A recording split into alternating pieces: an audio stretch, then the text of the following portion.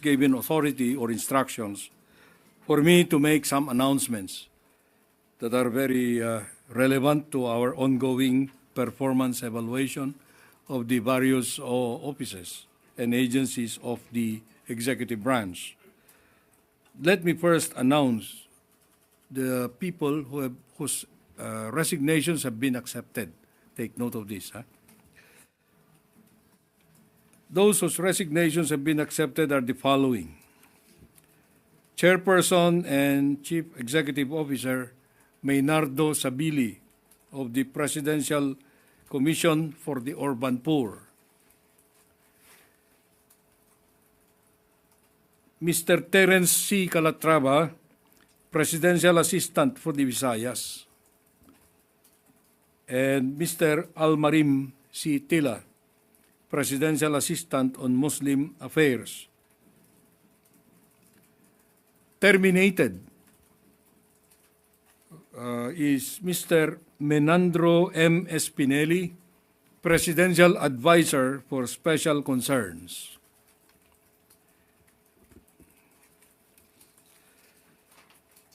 Now, as far as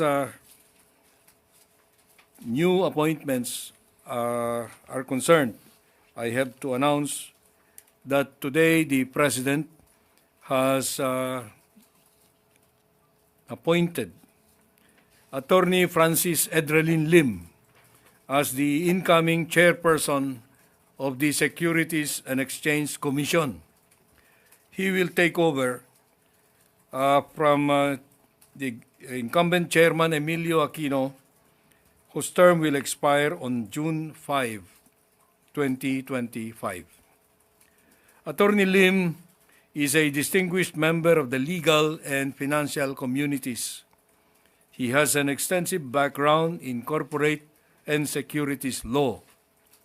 He previously served as the President and Chief Executive Officer of the Philippine Stock Exchange and is a senior partner at Accra Law. Attorney Lim is also a former trustee and president of the Shareholders Association of the Philippines. He has contributed significantly to investor protection and market transparency through both his professional work and his academic involvement. He brings to this office decades of experience in corporate law, governance, and capital markets regulation. His leadership is expected to strengthen investor confidence and further promote transparency, innovation, and inclusive growth in the Philippine financial sector. At this time, we would like to tell the people that the President is deliberating on his first historic appointment to the Supreme Court. We received the list from the JBC only recently, and he is poised to make his first appointment in that court. We cannot make any announcements yet on who his choice will be. The next part of these announcements will dwell on which of the cabinet secretaries and high officials will be retained. This has come to be important to us because we have to clear the uncertainties in many agencies and offices. So please pay attention to this. The resignations of the following have been declined by the President. That means they will continue to serve in their respective offices. Department of Agriculture Secretary Francisco P. Chu Laurel Jr. DAR Secretary Conrado M. Estrella III. DepEd Secretary Juan Edgardo M. Angara. TESDA Secretary Jose Francisco Benitez. DOL Secretary Bienvenido Laguesma.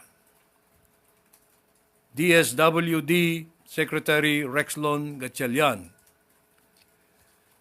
DOH Secretary Teodoro Herbosa. DMW Secretary Hans Leo Kakdak. DOST Secretary Renato Sulidom Jr. DOT Secretary Maria Esperanza Cristina Frasco. DICT Secretary Henry Ruel Aguda. DOTR Secretary Vivencio B. Dizon II. DPWH Secretary Manuel Bunuan. Chief Presidential Legal Counsel Juan Ponce Enrile. PMS Secretary Elaine T. Masukat. MMDA Chairman Romando Artes. MINDA Chairman Leo Tereso Magno. Secretary Antonio G. Sariles, Presidential Advisor for Mindanao Concerns. BIR Commissioner Romeo D. Lumagi Jr. Bureau of Customs Commissioner Bienvenido Rubio. Treasurer of the Philippines, Sharon P. Almanza. At this point, may I also add a clarification. When we made that announcement regarding the forthcoming designation of Secretary of Foreign Affairs, Enrique Manalo, to be the next permanent representative of the Philippines in the United Nations. This will take effect most likely August 1. But because of the necessity for him to be confirmed before going over to as permanent envoy to the United Nations, the President recognizes the designation to be considered as done only after his confirmation. In the meanwhile, he will remain as the Secretary of Foreign Affairs. In the meanwhile, because there was a misunderstanding maybe about when he would really stop performing or discharging his duties as Secretary. So I am now ready to receive your questions. Okay.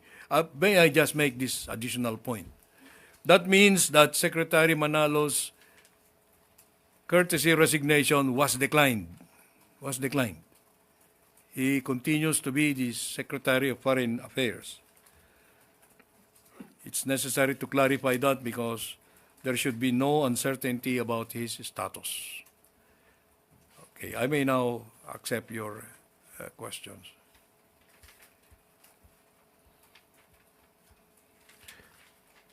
Ivan Mayrina, GMA News. Yes, good afternoon. With the announcement on the cabinet secretaries whose courtesy resignations were declined, it appears that this performance review was not as sweeping as the public may have anticipated. Well, if you are asking for blood, there will still be blood.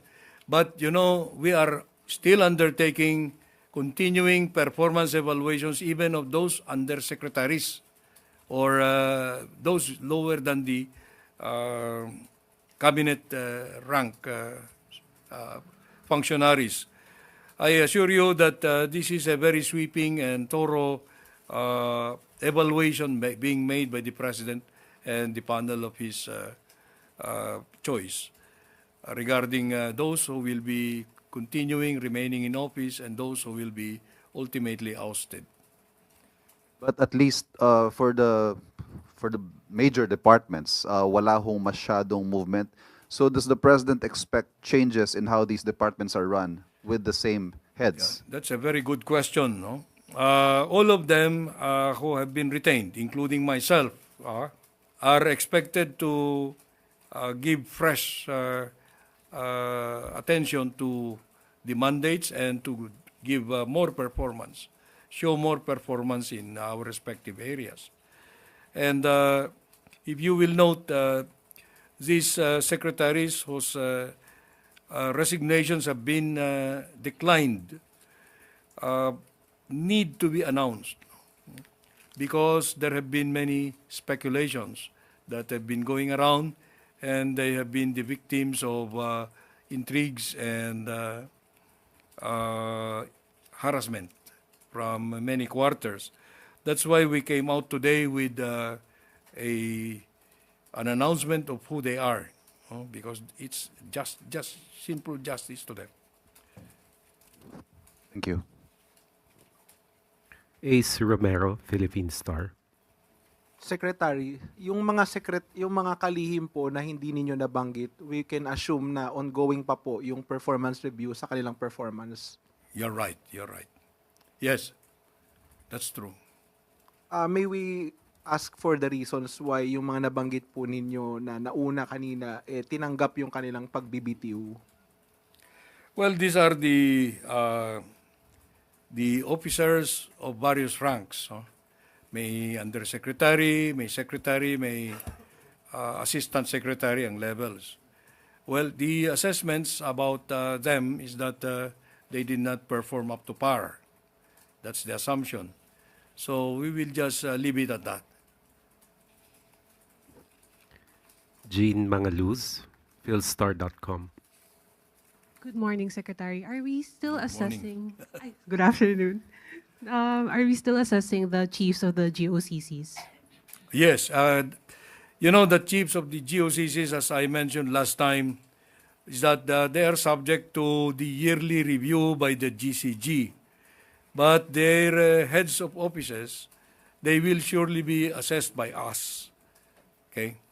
So, the annual review by the GCG is mandated by law. The GCG law requires this to happen in the middle of every year.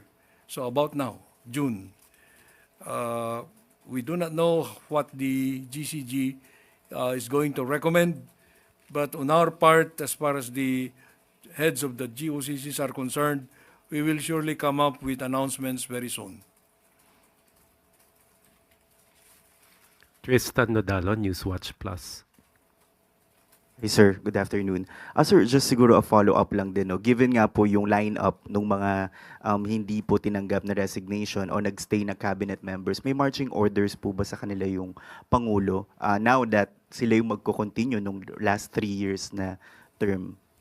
Well, the President will give individual marching orders to all of them. And as of now, it will not be convenient for us to mention what are those marching orders. But definitely they know that the President demands the highest degree of performance. And those who have not been retained know also where they have failed or where they were short in delivery. Siguro sir, message na lang po sa public na baka isipin nila wala namang nagbago sa lineup of cabinet secretaries, at the very least, yung marami pong natira na sila rin naman. Ano pong mensahe nyo sir sa publiko? Well, alam nyo, ito ang gusto kong maintindihan ninyo. No? The President is a manager. He has his own levels of achievement that he has imposed on each of us in the cabinet. And his expectations are there, and it is only the President who can decide if we performed up to par, or we delivered on those promises or the expectations that he gave to us, announced to us at the beginning. And because of this, the President might have probably, most likely, determined that most of these whom he retained have performed at par, because otherwise he would surely have fired them. You know, this is not a purge. You must understand that. That's why we went to the courtesy resignation as the means for implementing this reorganization. But even if you have been retained now, you will still be expected to make your to deliver on your marching orders, and these are very specific to each of these respective officials of government. Maricel Halili, News 5.